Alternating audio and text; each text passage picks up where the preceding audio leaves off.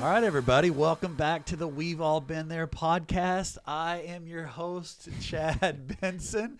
We're switching it up this month, Pastor Max. That's right. And maybe we should have switched chairs. Maybe. Today, Next time. I'm going to be your host, and Pastor Max is going to dazzle us with all of his amazing wisdom this morning. And I'm joking around, but I am going to host, and Max is going to kind of take the lead on the content, and I'm excited about it, man. Yeah. Yeah, I mean, I don't know about all that as far as wisdom goes, but I know we all have experiences that are worth sharing. And I think what's super cool is that, every week we want to be vulnerable and we just want to have a conversation about things. And between the both of us, I think there's experiences and things that we've been through that we can share. And so this week I'm super excited because we got to talking. And I got really excited about this idea of we've all been called. Yep. And so today we're talking about how we've all been called. And whether you know it or not, we've all been called. And I don't want you to get it confused that just because Pastor Chad and I have been called into ministry, that we work at a church, that makes any other calling less important. That's right. Right? Yeah. I know people are called to vocational ministry and they're called to ministry in the marketplace. Yeah. They're called to be parents. Yeah. Called to be husband. Called to be a wife. Yeah. Yeah. So there's all different types of callings that you can have in life. And for me, the way I've always understood a calling is that it's a God-given purpose. Yeah. It's something that God has put on your heart, put on your life for you to do. It's kind of like something that he entrusts you with. And so, Pastor, can you share with us just what your calling looked like and what it looks like now? Yeah, definitely. I mean, I was called, and I knew when I was being called that I was called into full-time ministry. So that may not be the same for everybody, as we've already mentioned there. But for me, it was a call into full-time ministry. And I grew up in a pastor's home, and my grandpa was a pastor too, which we've talked about on the podcast before. Yeah. And so I had not really wanted to be a pastor. Didn't kind of want to be called to that. But I'll never forget when I was 14 years old, my dad was preaching. My parents were going to be planting a church, and so we were traveling around and preaching. My dad was preaching to raise some money and some support for planting that church. And I had gone with my dad everywhere to when he would preach. And I'd probably heard that sermon probably a dozen times. Because he preached the same, when you go to different places, right. You can preach the same sermon every time because it's different people, right? So you don't need a new sermon; you got different people. Yeah. But I had heard it so many times, but something was different on that night. 14 years old in a little bitty town, Alva, Oklahoma, in a little church there. A Sunday night, and God just began speaking to my heart, and I remember just kind of this thought that the Lord put in my heart: I haven't just called your parents; I'm calling you. Wow. And man, I remember just, in that time praying and saying, Lord, if that's really you, I got to just know, just help me to know. And just tears just kind of coming down and just knowing in my heart, that's what the Lord was calling me to do, is calling me into ministry. Now, that didn't mean at that point that I was fully surrendered to being a pastor. Yep, absolutely. I thought, I'll do ministry, but I don't want to be a pastor. I'll be a coach. I was into baseball at that time. Mm-hmm. And so I thought I want to be a college baseball player. So I'll go to college. I'll be a coach, or I'll be a chaplain, or I'll do something like that. But the Lord, he knew, and that was a process. I remember being a senior in high school and wanting to play baseball in college, and knowing God was speaking to me about going to SAGU and playing or being at Southwestern. And at that time, they didn't have a baseball team, and so I'll never forget that night, or that it was the last game of my senior year, sitting on the bench, and after the game was over and everything, and I was the last one to go back to the locker room because I knew that was going to be the last time I was going to play baseball, because I was going to surrender myself to following the call. And so I went to SAGU, and I started working for my dad as a youth pastor, and did that for a while. And then you asked about how my calling has grown and how it's evolved. Well, I'll tell you, I started out being called to youth and called to youth ministry, and that being my assignment. Yeah. But then I became a pastor, a lead pastor, and that's what I did, and that's what I do now. And now I also feel there's, an assignment to to pastor, not just pastor church, but to pastor pastors. And so I love being a presbyter, and that's kind of, we've done some round tables and speaking at pastors' events. It's kind of why we're doing this podcast. Yeah. And so my calling the assignment of my calling, which we're going to talk about later, has kind of changed over the years. But my calling, I think your first calling is to Jesus. Yep. He calls you to himself. Yeah. And to follow him and to be in relationship with him and to live for his purposes. And then as you do that, he starts to reveal to you kind of what that assignment looks like. Yeah. And so it'll change over the years. But what about you? I know that God has spoken to you and called you in some specific ways too. So tell us about yours. Yeah, I know for sure. So when I first felt like I was being called into ministry, kind of just when I first received my first kind of calling that I felt, it wasn't this like big audible voice of God from heaven telling me exactly what I needed to do. And I don't think that's wrong. And I think God is able to speak that way to some people. And I know for myself, it wasn't what I needed. And so he was super gentle about how he approached the calling that he had on my life. And so I'm just super grateful because, as a high schooler, I wanted to be a doctor. I wanted to be a chef. I wanted to be a firefighter. There's all these different things that I wanted to be. And then this thought kept kind of creeping in of like doing ministry and working at a church and being a pastor. And I just remember there were people in my life, leaders, pastors, mentors, that began to call out some gifts and some talents and some things in my life that they felt like the Lord was putting on their heart, and some things that were in my life that they were seeing. And it helped me to realize that these were things that God had given me to serve him in the church. And so for me, I realized probably my senior year that I needed to surrender the things that I wanted for the things that God wanted. And for me, I was like, God, please, no, I don't want to go into ministry. Just because I was like, I don't want to be poor, Oh, yeah. That my first thought was like, oh, I don't want to be poor. It's like all these different thoughts that I had as far as what my life would look like if I did, ministry. And I had seen ministry from, my pastor, and just the different things that he mentioned, like, hey, ministry, it's not easy, you know what I mean? And I know a lot of people will think about ministry, those of us that are not pastors, right? Yeah. They'll be like, what do y'all do? All we do is work one day a week, right? Exactly. Yeah. You just preach on Sunday, you just preach on Wednesday, and then no, there's a lot more to it. Obviously, I remember even I grew up with a pastor as a dad, and my mom and dad were pastors. I didn't want to speak in front of people. That was a big thing. And my dad was a preacher. Like he's a great preacher. And I remember thinking, I can't do that. I couldn't do that. So that was one of. I remember also, I don't want to be poor for sure. But also, I don't want to get up in front of people and preach. Yeah. No, there's a lot of things you're like, how do I get from point A to point B? Whenever you're first getting called. And so, for me, I just began to realize there wasn't a specific ministry that he was calling me to. And so even whenever I went to SAGU, I thought I was going to go into youth ministry, and I just felt, again, the Lord kind of just leading me and directed me to actually work with the creative team there at the Oaks. And so it was just super interesting. I came in there thinking I was going to be studying under Joseph and working in youth ministry, but then it became oh no, you're actually going to be working in the creative department, and which ended up playing a part in how I landed my first job at a church. And so I pastored for 2 years. And then after that, I left my job, and it felt like such a weird moment for me in my journey of calling, because I thought God called me to ministry. And then I step out 2 years later, and I kind of began to ask this question of like, wait, did I get it wrong? Am I still called? Am I still called? Did I hear him wrong? Like, and just for me, something that I came to realize is like the only person that can call you out is the person who called you in. You know what I mean? And so and so for myself, I was like, well, if he hasn't called me out yet, then he's still called me. And so I knew that it was a break. I knew it was a pause.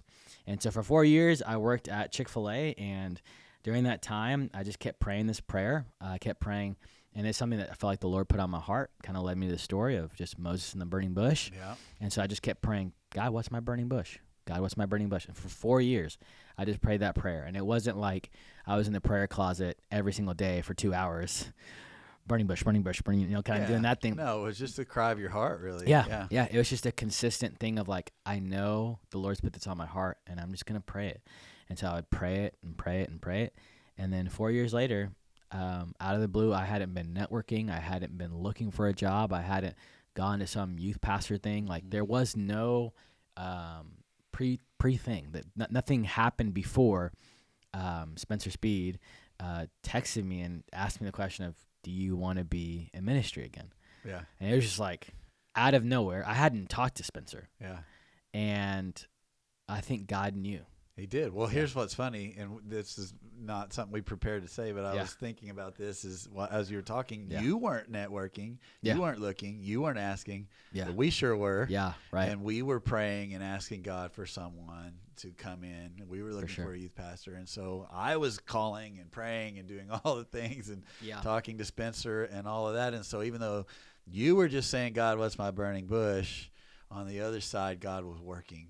He was working and preparing things for you. So no, that's so good. And so, it was just super cool because I knew for myself that was going to be my last year at Chick-fil-A. Like, I didn't know what we were going to do. I thought maybe we'd move to Denver. Yeah. We'd move to Nashville. Like there was all these different thoughts and ideas of like, maybe I'd go do this job or do that. And make sure everyone knows, because I think sometimes you say I was working at Chick-fil-A, you think, my pleasure, and how can I give you your chicken? But you were executive leadership. You were like number 2 in command or whatever at the Chick-fil-A, which there were 2 of them. Yeah, there were 2 different stores. So it wasn't like you were not being successful. Having a successful career. No, that's really good, and I'm glad you mentioned that because it wasn't like I wasn't fulfilling a purpose. Yeah. You know what I mean? I was still developing people. I was getting to see people go from off the street, just you a were using team those member. Same gifts that people had seen in you exactly. years before when they were speaking over your life about ministry. Yeah. And so that whole journey was really interesting because whenever I met my wife,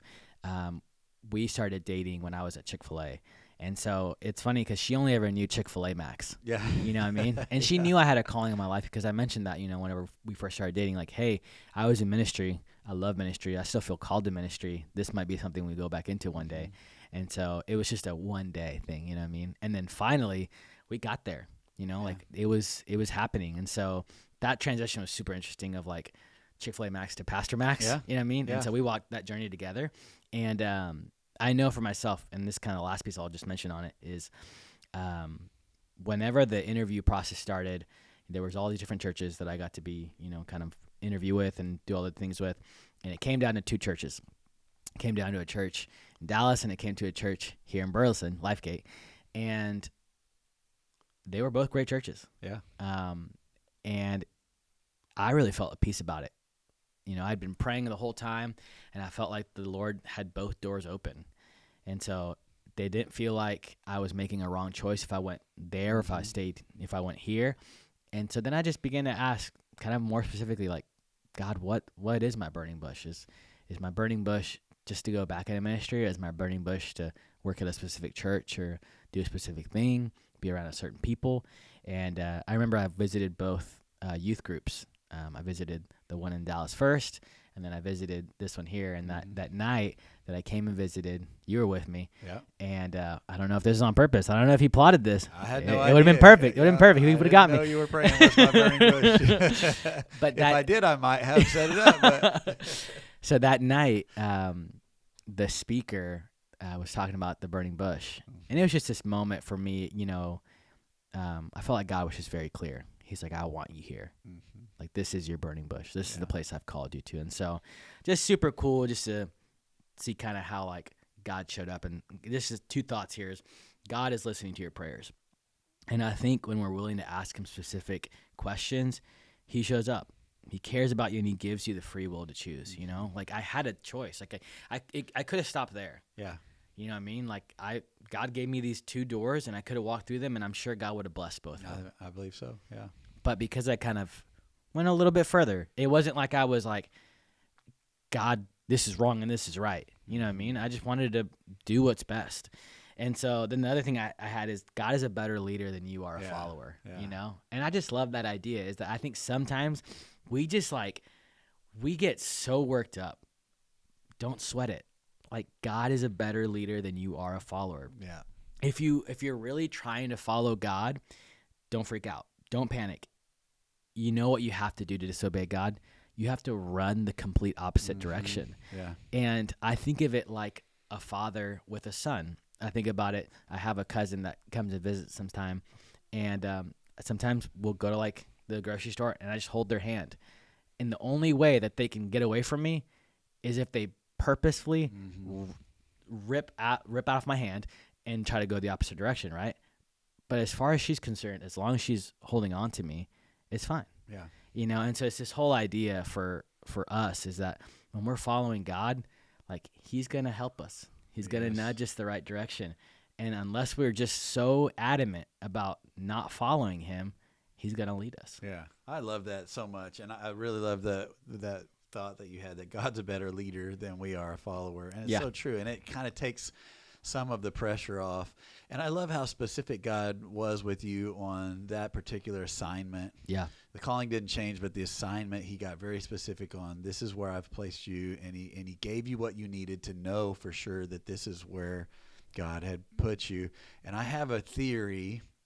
I don't know if I can back it up from scripture, but just from experience in my life, in that the more difficult the task, the more specific God tends to be when he speaks his assignment. Yeah. And I think the reason for that might be that he knows that as difficult, that it's going to be difficult, and we're going to have to come back to that calling moment or to that burning bush moment. Yeah. And realize, I mean, I know for us, when God called us to come here and plant a church, that he gave us very specific, and people that have listened to the podcast or heard us preach or whatever probably have heard us talk about, he gave me that passage of scripture in Psalm 128, verse 1, and you know, he's going to take care of my wife and my kids. And it was very, very specific.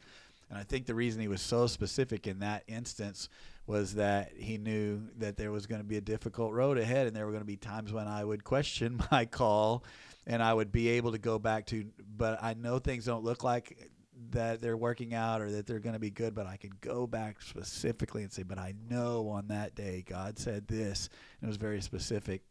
And that's been so helpful. There have been other times when I've just kind of had a feeling in my heart, well, I think God is calling me to do this, and I'm not as certain, and you're never going to be 100% certain. But I think the more difficult the calling, the more specific he gets with really speaking to us, specifics about it, because it gives us that marker to kind of go back to. And I know I've had times when I question too over the years, you know, and I it makes me think about Paul. And he was always wanting to go to Rome, and he was wanting to preach. And, of course, then he ends up being a prisoner, and he gets on this ship, and the ship is going to Rome, but then it gets on this storm, and it's shipwrecked, and it gets bitten by a snake, and all this crazy stuff that happens to him. But he still got to Rome. It may not have been the way that he thought it was going to be, but God got him there. And that's kind of the thought, is like, God's going to get you where he wants you if you just just get close to him, follow him, stay tender towards him, stay surrendered towards him. You know, when we first started the church, it didn't happen the way that I wanted, and I would have those moments where I'd wake up. We had church on Saturday nights, so just like that little handful of people, and then I'd wake up on Sunday mornings thinking, God, what are you doing? Did you really call me? Kind of like you were in that season too. Yeah.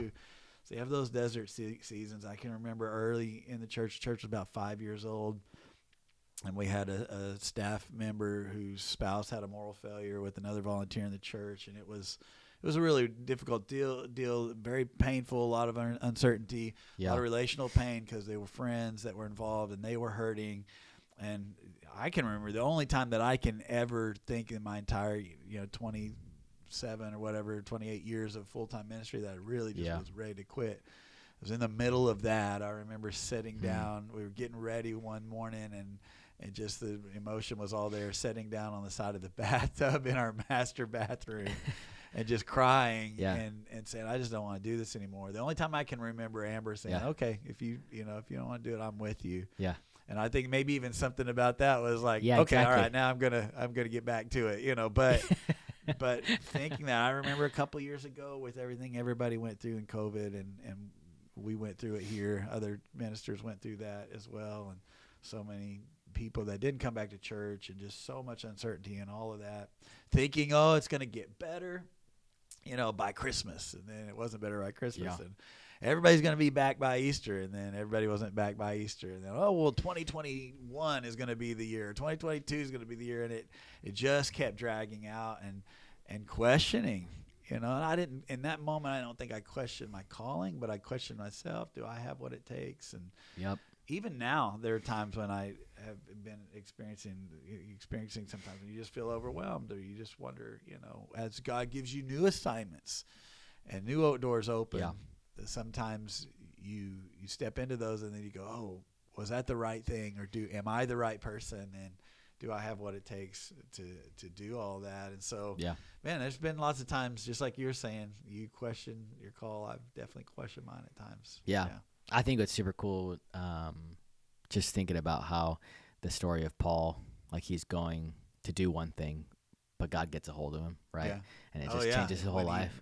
When he's going down the road to Damascus. Yeah, just like the start of Paul's journey. But then it's just like there's moments like that where it's like God just like goes like, no, I want you to do this. I wonder if that's a good big biblical example of what I was talking about there, though, that Paul had a really extreme calling, and it was going to be really difficult. Yep. He was going to be snake bit and shipwrecked and beaten and all the stuff that we know Paul went through. Yep. But every time when he started questioning his call, he could go back to a very definitive moment. Yeah, right. I was blinded by a light Yep. and heard an audible voice from heaven. Yeah. Had scales on my eyes and all of that. That would be hard for him to go, oh, well, because I'm going through a really difficult time. Maybe I'm not called. No, I can point back to, I know that I was called. So there's a good example of what I was talking about. The more difficult the calling is going to be, the more specific and more extreme God is going to be in speaking to us in those moments. Yeah, I think about my parents meeting. I mean, my mom and I were from Ecuador, and then my dad was from Oklahoma. And just the fact that, like, I think God knew. It's like weird thinking about, like, I'm in Burleson right now. Yeah. But I was in South America. Yeah. Like 20 years ago. Like 20 years ago, I was in South America, and my whole life could have been there. You know what I mean? But God had a calling for my life. God had a purpose, and his purpose was here. And this is a part of that purpose. Yeah. And how can you even question, okay, you got one that's from Oklahoma and one that's from Ecuador, that they would even meet and that you would be here and all the it's just. Yeah. It's just awesome. all the pieces that, again, when sometimes you just need to look back and see all the different moments that God did things to set you up where you're at today. Yeah. And I like what you say. You sometimes we don't question the calling. Sometimes we question ourselves. You know what I mean? And that's tough. So let's talk about. I'll be the host here. Yeah. All right. What do you got? Well, how do you know? How do you know if you're called, or maybe you say, I know I'm called, but I don't know what my assignment is. How do you hear from God on that stuff? How do you know? I put a few things down. I put one, you won't be able to do it on your own. Because if it's a God-sized dream, if it's a God-sized calling, then you're going to need some help. And that goes with people, but that also goes with God. Like, if he's called you to without him. Yeah. The enemy will intentionally try to stop you. And I really felt that in my 2 years of ministry, that I just got so burned out, and I kind of stepped into that desert season. I just was like really doubting myself that I could ever really fulfill the calling he had on my life.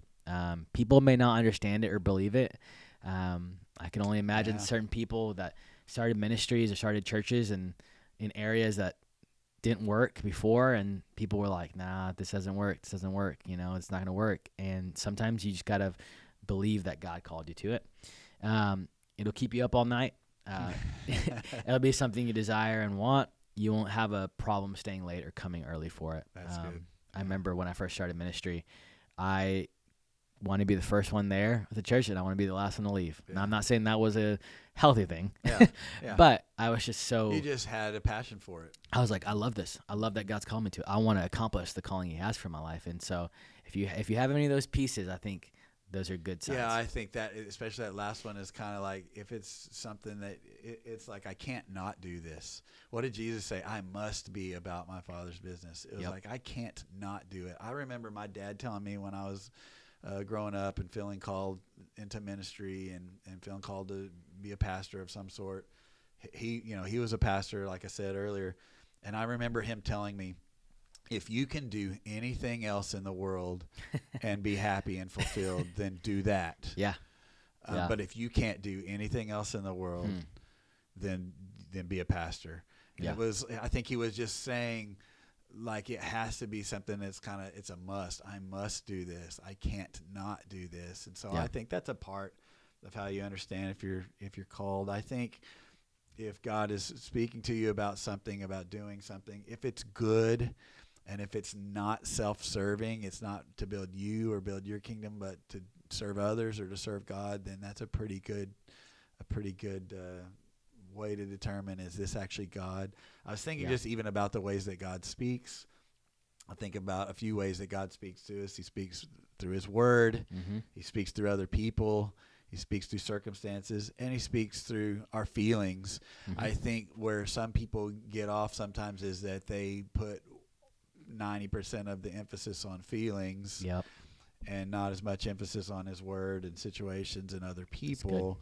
And I think I would reverse that, because our feelings are so fickle. They're in and out and up and down. If you're God does speak to our feelings. That's how the Holy Spirit speaks to us, in our mind and in our heart.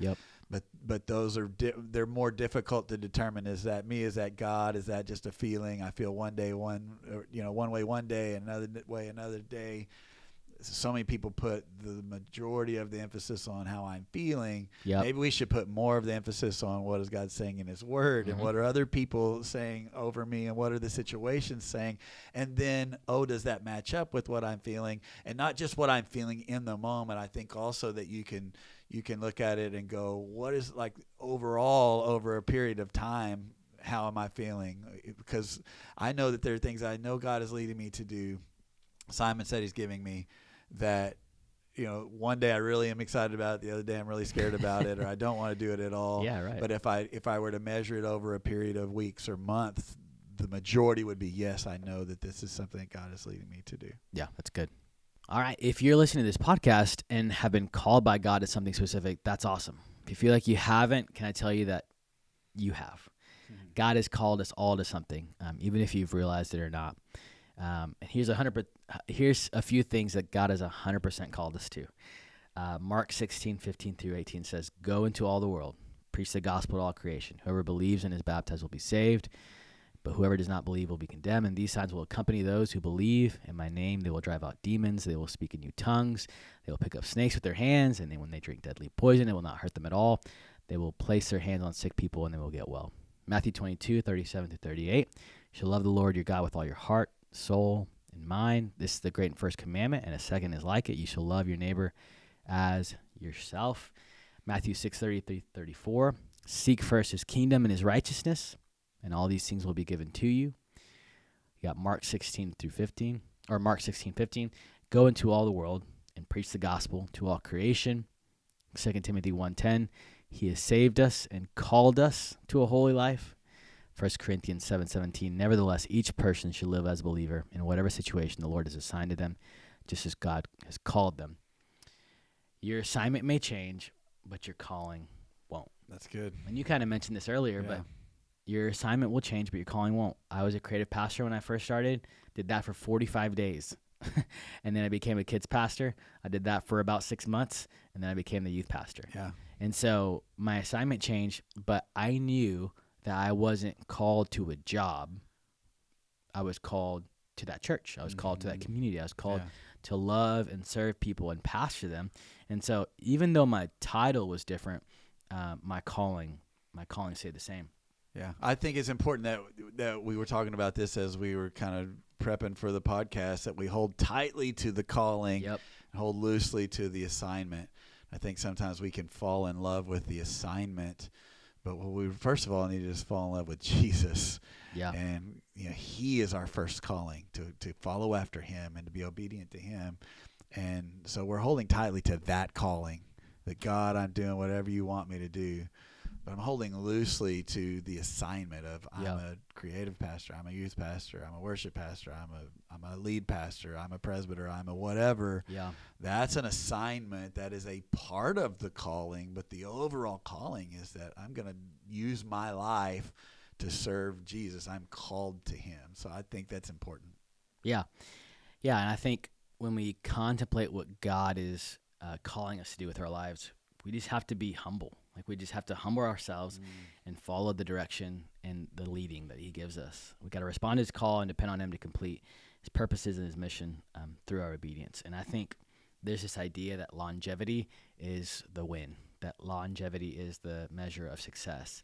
And I know you said something really good that Peace Gizzle mentioned to you. Pastor Scott. Yeah. Well, I just loved this. It actually, I think I grabbed a hold of it at one point when we had a transition in our staff or something. Yeah. And it really just put it into a good perspective where he said, we don't celebrate staying and we don't celebrate going. We just celebrate obedience. Yeah. And I think in some cultures, the celebration is, wow, this staff members have been here a really long time. And I think that is something to celebrate. We have several staff members that have been here a really long time. I'm thankful for that. It says something about our church and about the culture that's here, and about the people that are serving here. But sometimes we can over-celebrate that. Hey, everybody's been there a long time and all that. Other times we can really over-celebrate. Oh, someone's just going and starting something new and doing whatever. I don't think either one of those, all of those are important. I mean, we celebrate the fact that we left where we were and came here to plant this church. And we've celebrated the fact that some people have left here and gone and done other things and that God has called them to do. But the real celebration is not whether we go or whether we stay. The real most important celebration is just, are we being obedient? Yeah. That's what it means to follow the calling. Is it, like you said, it just means to be obedient. What is God asking me to do? Once I've determined that, am I willing to do it? And I was just thinking about a few of the responses that people had to the calling in the Bible. I thought about Jonah. I mean, his response was that he jumped on a ship and went the other direction. And that's the way some people respond to the calling. Like you were talking about earlier, that, we can be afraid that we're going to be a Jonah, but to be a Jonah, like, you have to intentionally let go of God's hand and intentionally go in the other direction. And that's, some people are so afraid of the call, they kind of do that, and they just in rebellion. Then there's people like Moses who make an excuse. And he says, well, I'm not good enough. I don't speak well enough. I can't be a leader. And that's less of a question of the calling and more of a question of ourselves, like we said earlier. But then I like the picture of the disciples who they didn't jump a ship or make an excuse. They dropped their nets. When Jesus called them, immediately they left what they knew and they followed him. And I think that's what it means to be successful in our calling, is just to be willing to drop whatever it is that's holding us back, so that we can follow Jesus closely. And I noticed, I was just thinking, even in their story, that Jesus was their calling. I was thinking about this, that he says, come follow me and I will make you fishers of men. That the follow me was the calling. The fishers of men was the assignment. Yep. And the calling came first, and then the assignment came. And so when they dropped it all and went to follow him, then he said, and while you're following me, here's what I'm going to teach you how to do, is be a fisher of men. And so if we'll just be willing to drop whatever it is that's holding us back from following Jesus, follow him first, then he will give us the assignment. It might be to be a great father to our kids, or a great husband to our spouse or our wife, or it might be to be a youth pastor, a worship pastor, kids pastor, lead pastor, whatever, creative pastor, whatever that looks like. But it's going to be an overflow of following Jesus. Our first call is to Jesus. And then from then he goes, I'm going to then teach you how to be fishers of men. And he's going to get more specific on the assignment. Yeah. And I mean, just kind of going back to what you said about the obedience piece, I think longevity is a byproduct of obedience. And I think so often we either stay too long or we leave too soon. And one of the things that I'm trying to practice in my life is this idea of, I'm here forever for now. I'm here forever for now. And so this isn't a stepping stone, like being a youth pastor isn't a stepping stone. And I think it's easy for us in our journey of ministry, specifically for us as pastors, maybe even as people in leadership. You know what I mean? It's like, well, I'm just doing this until I find a better job. I'm just doing this until I get a better opportunity. I'm just doing this until I get a bigger crowd. I get whatever, right? And it's like, no, this is not a stepping stone. God has called you. And for me, and I'm just thinking about this now, like as we're talking about it, but I'm thinking of Moses has the burning bush and is called to set the people free. He doesn't leave until the people are set free. Mm-hmm. You know what I mean? Yeah. Like He finished. His calling wouldn't have been over until God called him to the next thing, right? Mm-hmm. And so then he leads the people, right, into the promised land. Like it's this journey in our faith. And for me, I'm like, oh, well, right now I'm in my setting the people free from Egypt. You know what I mean? Mm-hmm. But until that's done, I'm not done here. Here's more theory. You ready for this? Go ahead. Maybe we'll figure Go out ahead. scripture Go that ahead. fits with this theory too. But that the more specific God is in calling you to something, Yep. Okay. that level of specificity, is Yep. that the word? Nailed it. That level of how he is specific in that, it needs to be matched when he calls you to leave it. Huh. That it's going to be Wow. just as clear. Maybe that, I don't know if that's true or not, but I know Yeah. for me, like I have looked at it. We're workshopping this, right? So, Yeah. But I know very clearly that God called me to LifeGate. I can tell. Yeah, like, right. it's a very specific thing. Right. And so when it comes time for me to leave LifeGate, whether it be in retirement or whether it be in whatever, Yeah. that it's going to be just as clear. Yep. And that I'm going to be able to, go, okay, I know God called me. And now I know he's calling me to the next thing. Yep. And I can point very clearly to that. And I'm not going to make a decision until on that, whenever that time comes, whatever that looks like, until I know that he's called me, he's spoken to me just as specifically going as he did coming. Does that make sense? Yep. No, that's so good. And I mean, that makes sense to me. And I think, again, just going back to that piece for me is forever for now, is that I'm here at LifeGate until God tells me I'm done. Yeah. It's like if he's called me into it, then he's going to be the one that gets to call me out. And so, like, I'm going to have hard days. I might even have a hard year. Mm-hmm. I know for myself, my first year in ministry, like, there were ups and downs. There were moments I was like, am I really called to this? Like, is this really what God called me to? Like, I remember, like, he was very specific about me being here. And so, like, he might be very specific about calling me out of that thing. Yeah. And I think you're never going to regret. No. I know that time when I sat on the side of the bathtub and wanted to quit. I didn't quit. Yep. Oh, my goodness. I'm so thankful that I absolutely. didn't, even though it was a really hard, not week or month. It was a hard couple of years, really. But we did. The reason that I didn't was because I remember thinking, God's got to speak to me just as clearly and just as specifically to go as he did for me to come. And I'm so glad that we stuck it out. Yeah. I'm going to share a final thought, and if you have anything else, Pastor, you can feel free to share. But I was just thinking about the story of, the mina or the talents, that story of how are we investing our talent? How are we investing our mina? And for all of us, some of us have 1, 5, 10, right? Is it 1, 5, 10? Yeah.